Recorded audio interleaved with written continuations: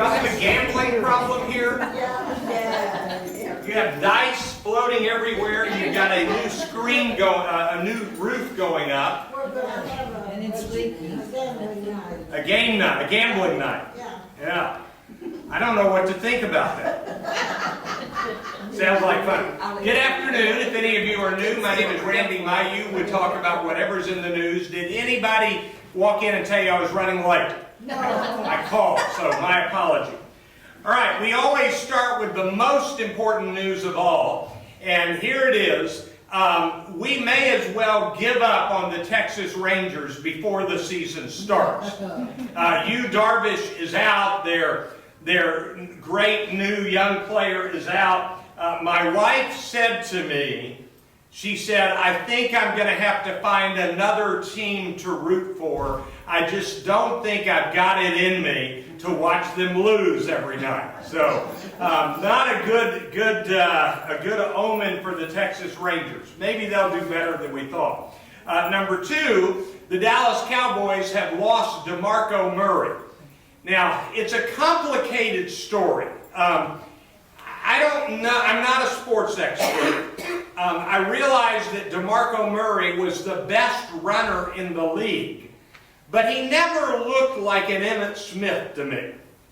So maybe he's as good as they say, but my feeling is he wasn't as good as the great runners of the past. Emmitt Smith and Jim Brown and you won't like this, but he was great, O.J. Simpson and others. And so, but here's the problem.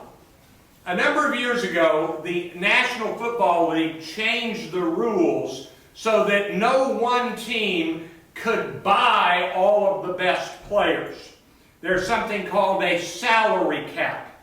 And so if you have a couple of the best players, you can't, even if you've got money, you're not allowed to spend a lot more than other players. Baseball has some restriction, but there's bigger gaps in baseball. And so I don't know what's going to come of the Cowboys. We'll see. So let's see. The Mavericks, I don't know how, I mean, they're going to make the playoffs, it looks like. I don't know if they're going to win. So I think it's time for all of you to go on a field trip and go to the Frisco soccer team. And the Frisco something Riders, I think it is, or something, or I don't know if that's it. I'm not a soccer fan. So not a great year for Dallas sports. But SMU did make the NCAA tournament. So that's right. They won't win it, but they made the tournament. Okay, who's got a sports question? Anybody? No sports question. Do you think Kentucky will win it all? I am so ignorant about that baseball or that basketball question. I don't know. They are seeded number one, so a lot of experts think that Kentucky will win it all. They've got the very famous coach, Coach K, Krzyzewski or something like that, and he is a very respected coach. There have been no coaches in the NCAA to rival John Wooden from 30 plus years ago. So, but I think Kentucky, you know, they're number one seed. That means they're supposed to win. We'll see if they do. Krzyzewski does Duke. He is not the Kentucky. Oh, he's not Kentucky. You're right. See? I told you I didn't know much about basketball. You don't. You're exactly right. I don't. I admit it. Duke and not Kentucky. Is Duke in the tournament? Oh yes, they're seated on the other side. We've got a basketball expert sitting here. She knows that Duke is in it and knows that they're seated on the other side. Okay. They will finally play Kentucky, I think, for the championship. Okay. You think they will? Okay. Interesting. All right. By the way, who's the most famous, let me see if I've got this right, the most famous fan for the University of Kentucky basketball team? Oh, I can't say her name. Ashley Judd. Ashley Judd. Yeah. She's always there. She was there the other day. Yeah, she's always there, and she's a big Kentucky fan.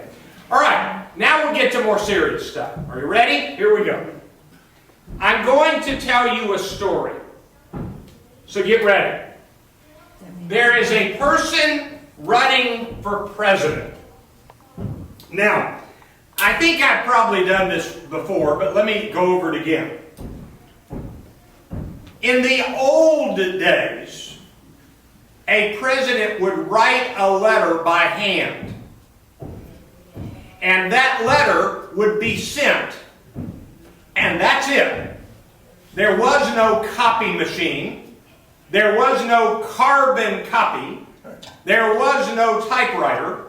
If you want to read the papers of George Washington, this is kind of interesting, you actually read the papers of George Washington in his own hand in some museum or library somewhere.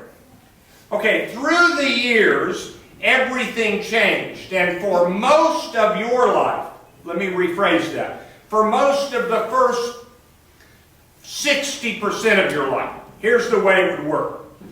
When an important document needed to be done, developed, what I'm looking for a word, an important document needed to be turned out, then a person in a position of responsibility would call into his office, and it was usually his office, a secretary. And the secretary would sit there with a pad of paper and a pen, and the person of importance would dictate a letter or a memo. And that person would take it down in shorthand and then type it with carbon copies. And then the person who had dictated it would read it over theoretically and say, yes, this is correct, and sign it. And the document would be sent to the appropriate place, and then it was archived with the carbon copy. All right. Technology has always been ahead. Let me say that again. Technology has always been ahead of the rules. And let's get a feel for a minute. Raise your hand if you've ever sent an email on your own computer or iPhone or iPad. All right, about 40% of it. All right. It is a hassle to figure out if you've got multiple accounts, and I do. I've got 5 different email accounts. I've got to pay attention to which one I send it on. And so my computer has what they call a default mode, and so all of my emails go under one email address, but I can send some on other email addresses.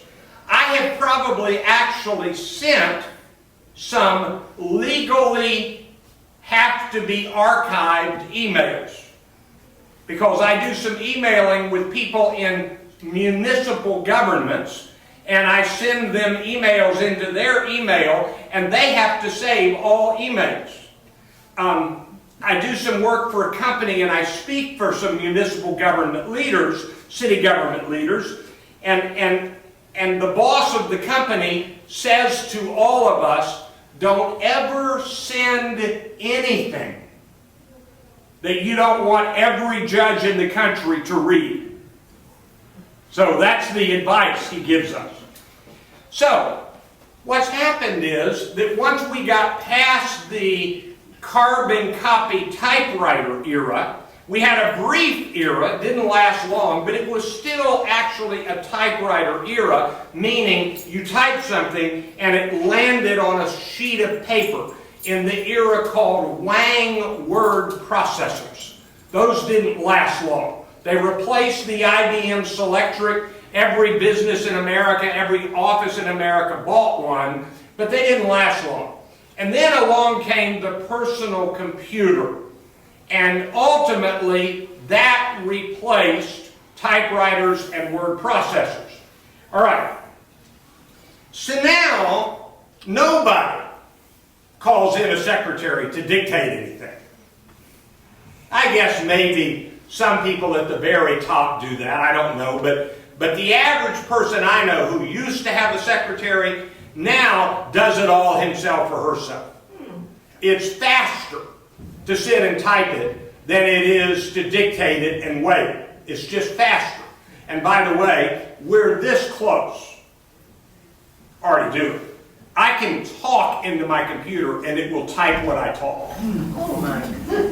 Yeah, I can talk and it will type what I talk. I haven't learned to do that effectively yet, but all of the computers now come with that. It's dictation software. So I can type it, there it is on a screen, all the words I dictated, I don't have to type them, and then I can edit. So it's pretty amazing what's happening. All right, so now it's computer. And so I'm going to tell you about some people who are running for president, or at least they're talking about it. Here's a person who did not just use the official email account, but used a personal email account. I don't know if you know what that means, but one thing it means is this, is that if you send it, you see, when you type it on a computer, it doesn't stay on the computer, it goes somewhere. And so when you send it to this box of going somewhere, there are some boxes that are more secure than others. They're more protected. There are more levels of security and encryption. So that if you intercepted an email sent to this box, you would see gobbledygook. You wouldn't see the words typed. And so if a person uses official email, it goes to the protected box. But if they use official email protected box, if they use personal email, it goes to the unprotected box. And hackers, these are people who steal the stuff, have an easier time getting into the unprotected box than the protected box. In addition, this is kind of interesting, once it lands in the box, it's in there. And so if you're using official email and it goes in the official box, it's there. But if you use your personal email and it goes in the unprotected box, there are ways to erase it, sort of. You get the FBI to get a warrant and they can recover stuff. But in general, it's a way to make it easier to erase it. So this particular person who might be running for president, number one, did a lot of the work on the personal unprotected box. Number two, when asked, will you turn over all of these emails? This person took 7 years to turn them over. 7 years. And this person may or may not have turned over all the emails. So this person was using personal email, took 7 years to turn over all the emails, and now we've learned in the last couple of days that some of the emails sent were about troop movements on personal email in the personal email box. This person's name is Jeb Bush. That's right. That's Jeb Bush. While he was governor of Florida, he was using his personal email account instead of the official government email account for much of his email. If you don't know this, the governor of a state is in charge of the National Guard or the state whatchamacallit. And so when they decide which troops go to which place to fight for the national government, for the U.S. government, they're talking about troop movements. And so somebody could have intercepted this email and known where the troops were going. And this is Jeb Bush.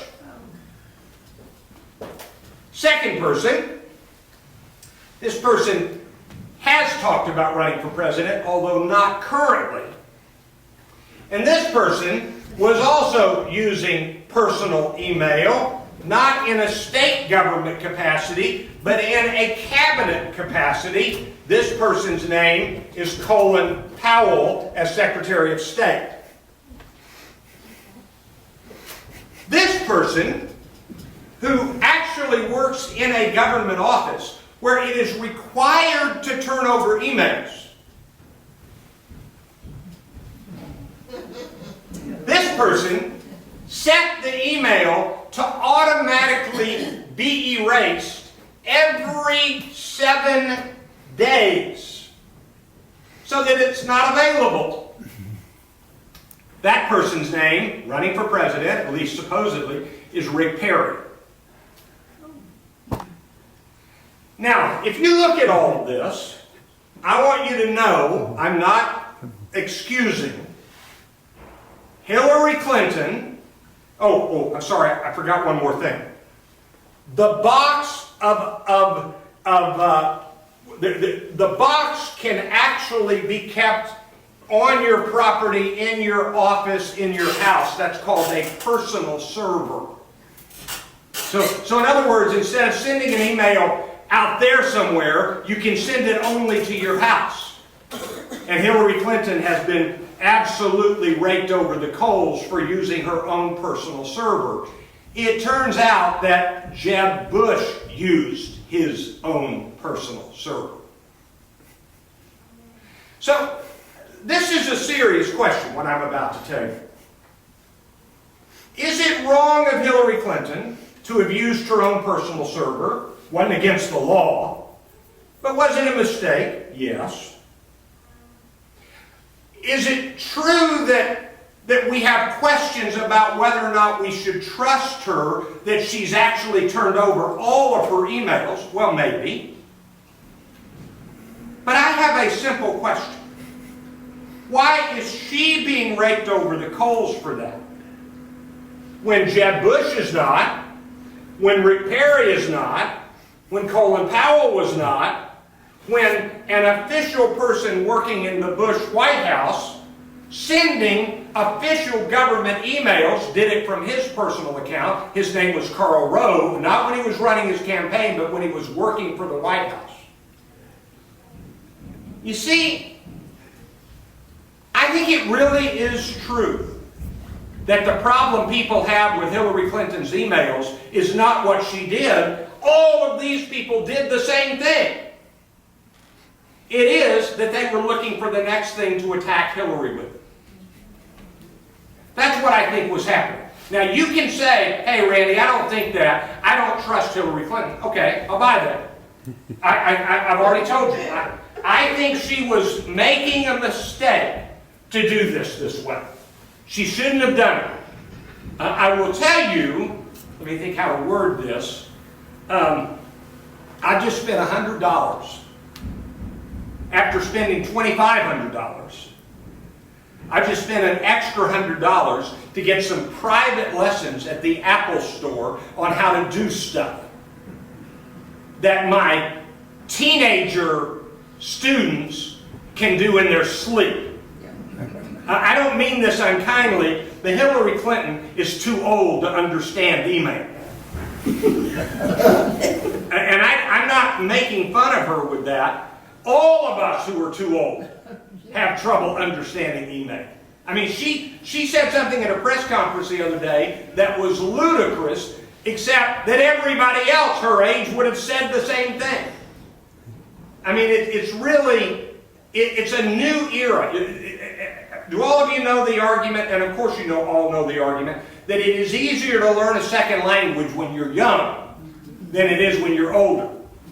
Computer technology is a second language. In Silicon Valley, they won't even interview somebody for a job who's older than 35. Think about that. And I can tell you other stories. There is now the biggest, you've all heard of Facebook? Nobody young uses Facebook. Nobody. And the biggest new program, it's called Snapchat. There is a guy who's 32 years old. He is a technology editor for Slate.com.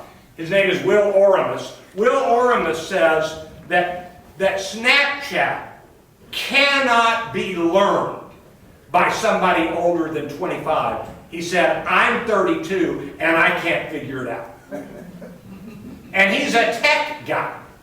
So I think what happened is that Jeb Bush and Colin Powell and Hillary Clinton and Rick Perry, and by the way, I haven't even told you what Chris Christie has done with his email.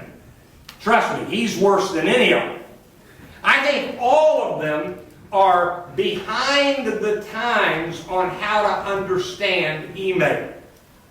And I think Hillary is, you can say I don't trust her, but you can't say it was absolutely worse that she did this when what she did is exactly what Jeb Bush did. He had his own server.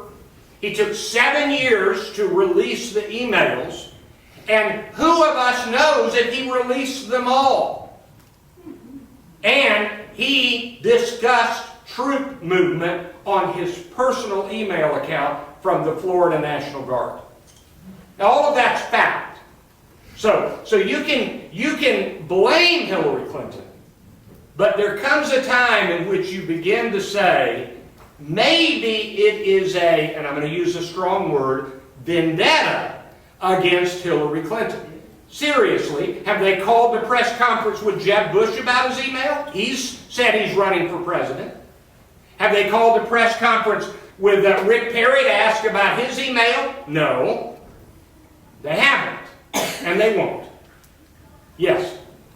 The difference is that she was in a national So was position. Colin Powell. Yes, Colin Powell was. Yes, I And agree. so was Jeb Bush in his work as National Guard leader. That is, even though that's a state governor, that is in fact a federal task. But you're right. And that she Hillary, sent out instructions to her people Yeah. to not send anything in email. Let's see, I forgot Yeah. exactly how it was. I I mean, you had to send everything on the government All right, email. here's what I'm saying. I'm not defending what she did. I want you to hear me. I said that she shouldn't have done it.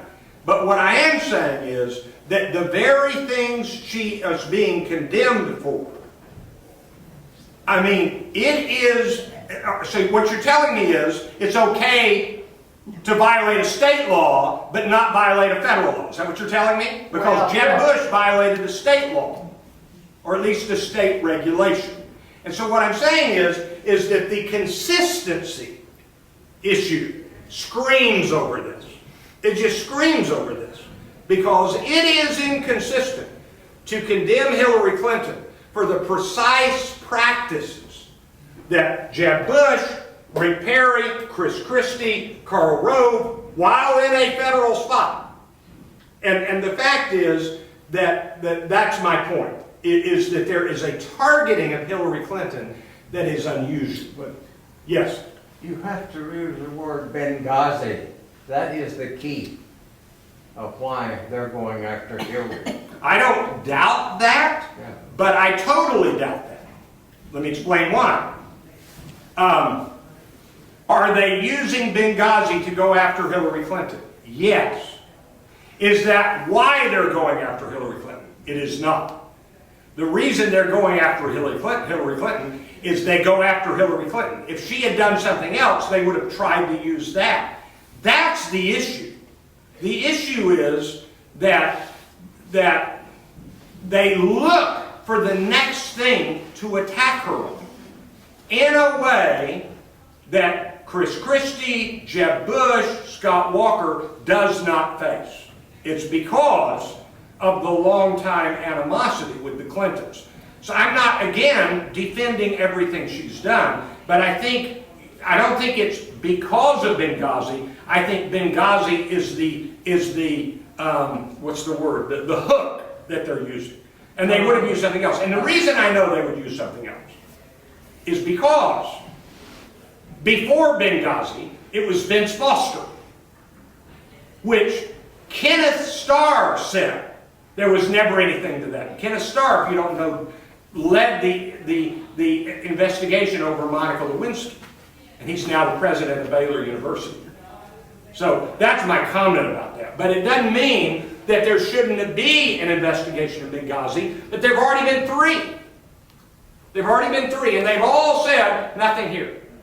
It was a tragic mistake. I don't believe that. I think it's all wrapped up in a shroud that we'll probably never know Well, what it is, but, I don't doubt that you feel that way, but it is accurate that there have been 3 separate investigations of Benghazi in Congress, and all 3 of them have found it was a tragic accident. That's a I fact. haven't seen all of Hillary's emails. Well, but I haven't seen all of Jeb Bush's emails, and I haven't seen all of Rick Perry's emails, and they're running for president too. That's my point. My point is, it is an inconsistent standard, is really all I'm saying, is that it is an inconsistent standard. That's what I'm saying. And I think that observation is fair. Let me give you another one. This is an interesting one. Everybody get ready for this. This had nothing to do with Hillary. Out of every 100 people in the United States, 4 years ago, 20.5, that's 1 out of 5, had trouble. That's in, what's 5 years? About 2,000. Now, out of every 100 people, the number with this trouble is 12.5. I don't know about you, that's 2015. That is quite an improvement. Assuming that this is a problem, this is quite an improvement. The argument was, that'll never happen. It won't really take the numbers down. That's number 1. Number 2, the argument was, if we implement this, the cost will go up dramatically. Turns out, the cost has actually gone down and stabilized. If you don't know what I'm talking about, these are the number of uninsured Americans because of Obamacare. This is the current number, 12.5% uninsured, dropped by 8%. From 20.5% to 12.5%, and the cost is actually going down on health care. Now, you can say, I don't like health care, Obamacare. You can say, I don't think it's a good plan, but you can no longer say it hasn't worked. But let me just ask you, when it was being discussed early on and even in the last few months, has anyone said it isn't working, it's bad for America? Has anybody said that? You bet they have. But these are the actual numbers. Here's what's happening, and it really is true. I'm not going to defend everything Democrats do, but I am going to say that we have reached a point. Let me tell you about partisanship. This is pretty interesting. There's a letter that's been written to Iran. I want you to listen to this a minute. Signed by 47 senators to the government of Iran. The man who wrote the letter had been a senator for 2 months. 2 months. 46 other senators signed it. John McCain, who signed it, said it probably wasn't a smart thing to do to sign that letter. You think? 47 senators signed it. The letter was presented for them to sign it as they were leaving town. And they did not have a meeting to discuss the merits of the letter. They just said, here, give it to me, I'll sign it. There was no discussion. This is partisanship. The Democrats have complained about the letter. I think rightfully so. First time in my lifetime, and the historian of the Senate has been looking and has not found a single time in the history of the United States that a letter was sent to the foreign government from the Senate and not from the President in a matter of controversy. Not once. So here's a senator who's been a senator for 2 months. He gets the letter signed. There's no deliberation. And the Weekly Standard says It is exactly okay. This is a publication that is conservative. It is exactly okay for the senators to do this. Whereas, before we went to war with Iraq, when President George W. Bush was president, after 9/11, before we went to war with Iraq, 3 senators, not a letter from 47, but 3 senators, went to Iraq to investigate Iraq, to meet with some Saddam Hussein officials and other people. 3 U.S. senators. And the Weekly Standard condemned them for that. In other words, if the Democrats do it, it's wrong, and if the Republicans do it, it's okay and right. That is, by definition, the definition of partisanship. Now, you can think it's okay to send the letter, and you can think it was wrong for the Democrats to meet with government officials in Iraq. All I'm doing today, I'm not really arguing one way or the other, although you'll know my opinion. What I'm saying is the inconsistency is overwhelmingly obvious. That's what I'm saying. It's the inconsistency that's obvious. Now, after saying all of that, I think I'm qualified to say that's what's in the news this week. Am I right? I mean, this is what we're discussing in the news. And Hillary Clinton is in big trouble over her emails, but Jeb Bush is not being questioned in the same way, and they are both running for president. They are both running for president. And so, and she's being, see, the thing about the Benghazi mention is it is okay to talk about Benghazi, but these attacks are specifically about the way she handled her emails, not about Benghazi. That's a separate issue. And they're attacking her for her use of email. And I'll say it again, she made mistakes there. She should have done it better. Here's what everybody in public office needs to do. Hire a 19-year-old to handle all the technology. I'm serious about that. Yes? Should we be surprised at that when politics really is partisanship? No, but we should be sad by it because it didn't used to be this partisan. And that is a fact. When Dwight Eisenhower was president, and I think I did this chart for you a couple of times back, the chart on approval rating by party has grown greater and greater in gap. It's really remarkable. You know, President Obama made a joke at the Gridiron Club, and he said, I'd like to really praise the Republican leader of the House as soon as I figure out who it is. And the fact is, and this is a fact, it's not in dispute, that the Republicans in the House are making things difficult for John Boehner. Not the Democrats, the Republicans. That's what's happening. And it's very, very interesting. Now, that's that. All that's the emails and the Obamacare. And by the way, do you think there will be a single Republican who goes on national television and say it's been a good thing that we dropped the uninsured rate this dramatically? I don't think it will happen. I don't think it'll happen. All right, who's got another? Right here and then all right, yes. Social Security and Medicare had to go to the same problems that it took 4 to 5 years before they were established.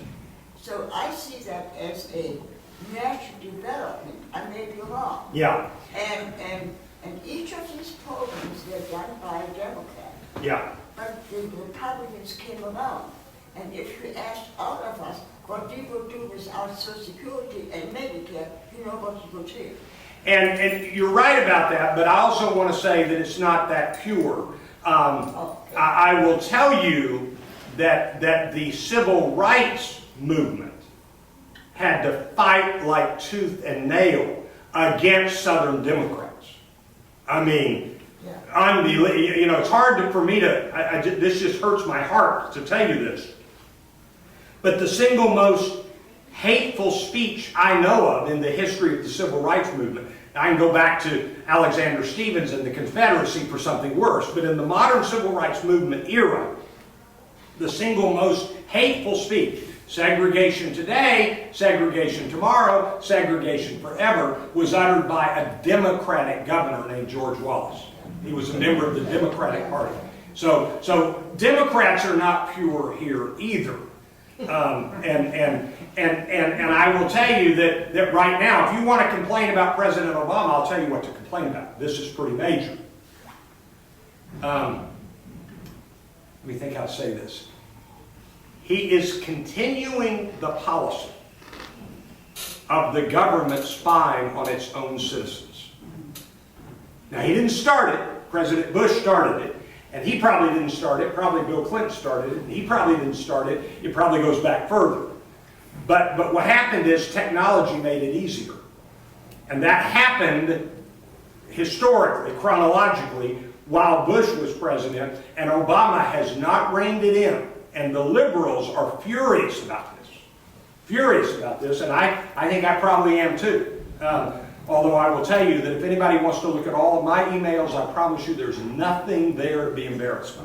I'm a boring emailer. So, okay, did you have a question? Okay. Medicare. Do you think that the American government has the capacity physically, and are we going to be able to support Medicare?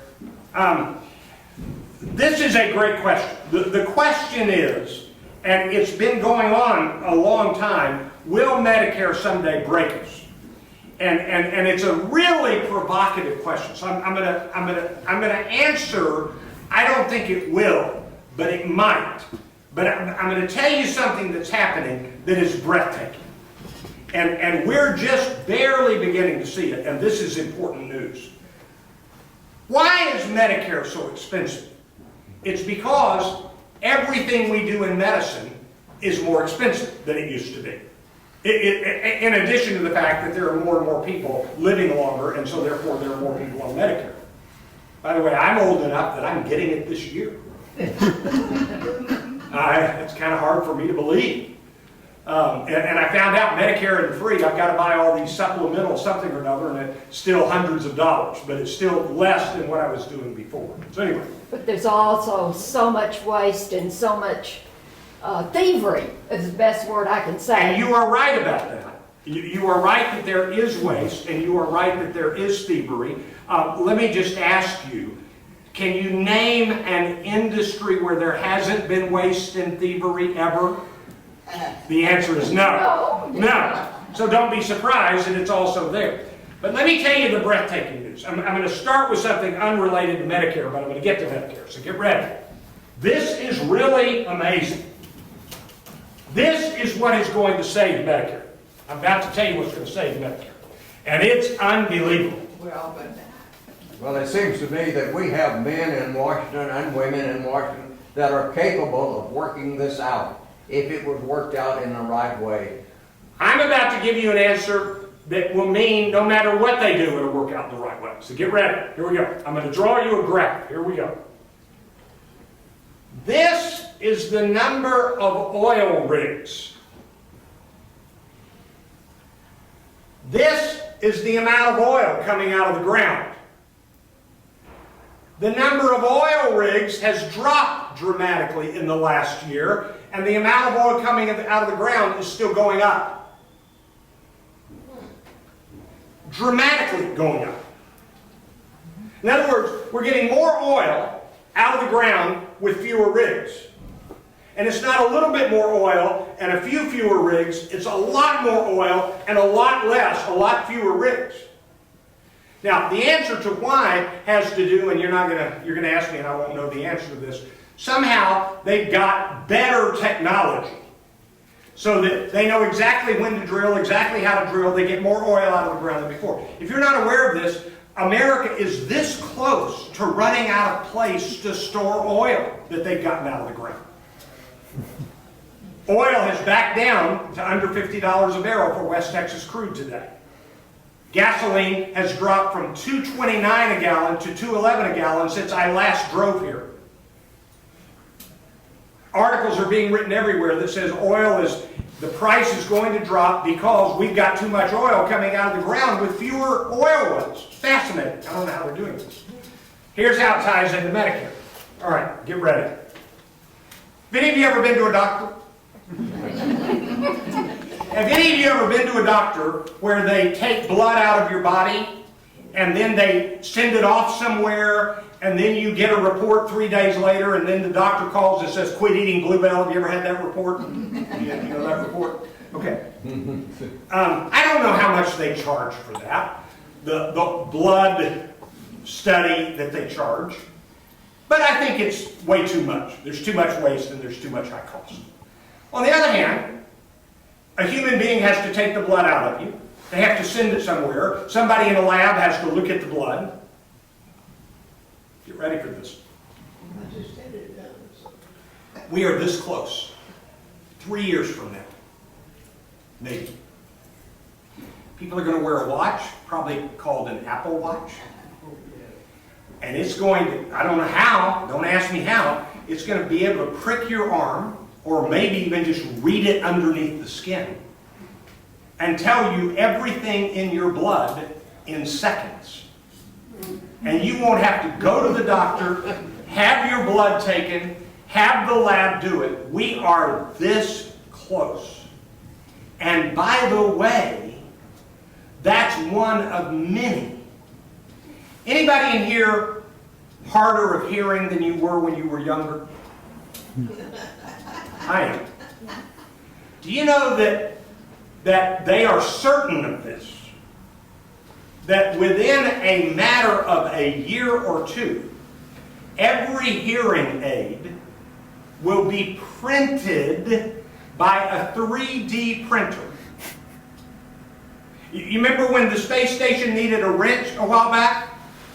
We didn't send them a wrench, we sent them an email and they printed a wrench on the space station. Do you have any idea how much less it was to print a wrench than it was to send a rocket up with a wrench? Now, it wouldn't have gone up alone with a wrench, but I just read a major book section that says this is what 3D printing is going to save in healthcare. You've got new knees, right? All right. 5 years from now, the new knees are going to be printed for you by a 3D printer. Everything is going to get cheaper. Everything is going to get faster. Do any of you have a big screen TV? I've got a 47-inch TV. I'm sure I've told you all this story. I paid $1,499 for it. Less than a decade ago. I can now buy a bigger TV that is better, bigger and better, and weighs less for about $280 if I hit the sale just right. $1,499 versus $280. That's going to be the solution to Medicare. It isn't going to be how many people need it. It's going to be the rise of technological productivity and the lowering of cost. That is astonishing. I don't want to scare you all too much with this. Have you ever, had a phone message say, if you want such and such, please say to? You ever heard that? That's called voice recognition software. And the guy who invented it is named Ray Kurzweil. He says that by 2029, technology is basically going to solve everything except you fall and break your neck. That we're getting closer and closer to solving all of the problems. In 2029, if I'm still alive, I'm going to be able to eat all the Bluebell I want and it won't hurt. Yes. That's what I was fixing to say. Death is going to take care of it. Death will take care of it. That's right. But the fact is that what you raised, Medicare, if we had been on the same trajectory that we were on, would have bankrupted this country. But already the cost of health care is going down. And even if we have more people living longer, we're going to survive it in the same way. I mean, Some of you have been hearing me speak in this room for a lot of years now. It wasn't too many years ago that I was talking about the danger of peak oil. We're going to run out of oil in this country and in this world. Nobody is worried about running out of oil anymore. Nobody. Y'all won't know how big this is. Have you ever heard of the Dyson vacuum cleaner? Yeah. All right. It's done by a guy named Dyson. And he has just spent $6 billion in a company that is going to make the new batteries for phones, computers, laptops, and automobiles that will almost immediately double the lifespan of a battery charge and double the distance of traveling in an electric car. We're that close. So the reality is that productivity is going to go up while number of things being done is going down, and that's what's going to solve Medicare. And that's not a Republican solution or a Democratic solution or any other kind of solution. That is technology. What are they gonna do about the position that, the MD that walks in your room and might be there 2 minutes and charges $156? Number one, her question was, the physician walks in, spends 2 minutes, and charges you a fortune. Number one, if you're not aware of this, we are already seeing the average person with an average problem is already seeing nurse practitioners more than doctors who cost less. I mean, we're going to reach the point where a person with much less medical training but with the technology can do a lot. That's what's coming. It's going to be a while. I've already told you this. Right now, we have the capacity to get rid of pilots in airplanes. Oh, wow. We don't need them. The problem is nobody wants to get on an airplane without a pilot. But already the pilot sits there and smiles and plays video games. The plane is flying itself. That's kind of interesting. Okay, about out of time here. Let me end with this. Let me tell you about our crazy era. This is really interesting. If you've been reading the news lately, you'll know that one of the top stories out there is, where in the world is Vladimir Putin? There have only been about 6,000 articles written about where Vladimir Putin is. You want to know where he is, where he was? We don't know, but he's back. He arrived today, and he looked in total good health. He's not dead. There is a chance that he has a mistress who's very young, who just had a baby. There's a chance of that. We don't know that. But here's what we do know. We got all worked up on where Vladimir Putin is, and the answer is, he just was away. Why have we wasted all of that press on that? Now, hold on. I've just remembered something genuinely important. I forgot that I haven't been here for current events since this happened. 2 weekends ago, a busload of college students at the University of Oklahoma sang a horrendous chant. There'll never be a blank in SAE. There'll never be a blank in SAE. You can hang them from a tree, but you won't sign them up. I forget the rhyme. There'll never be a blank in SAE, and the blank is the N-word. The boy leading the chant has said he was drunk. I got a secret for you. I've been drunk. Last time I was drunk, I was 17 years old, just graduating high school. So it's been a while. I probably did some stupid things while I was drunk, but I want to tell you something. You don't sing a racist chant because you're drunk. You had to know it when you weren't drunk. And he's a graduate of Jesuit preparatory school. And the other boy whose face was captured is a graduate of Highland Park High School. So anybody who says racism is over and done with in this country, let me tell you one last story. This is pretty amazing. Within the last month, Michael Douglas, the actor, was on vacation with his wife, Catherine Zeta-Jones, and their young boy under the age of 10. He's Jewish. Michael Douglas is Jewish. They were in Europe. The boy was at the swimming pool wearing a Star of David something. And the boy came into the hotel room sobbing because an adult had said things that Michael Douglas has not yet reported. But Michael Douglas went down to see that adult, and he said the conversation did not go well. That adult doesn't want Jews in his country in 2015. Blacks in America, Jews in Europe, racism and bigotry are alive and well. And that's tragic. That's news worth paying attention to. But, yes. It's reported that the Jewish animosity is really going in our colleges. And I don't understand that. It's just something I can't comprehend. It's increasing all over the world, including in Europe and including in the United States. And let me remind you, we live in the Dallas area. The #1 country club in Dallas is the Dallas Country Club.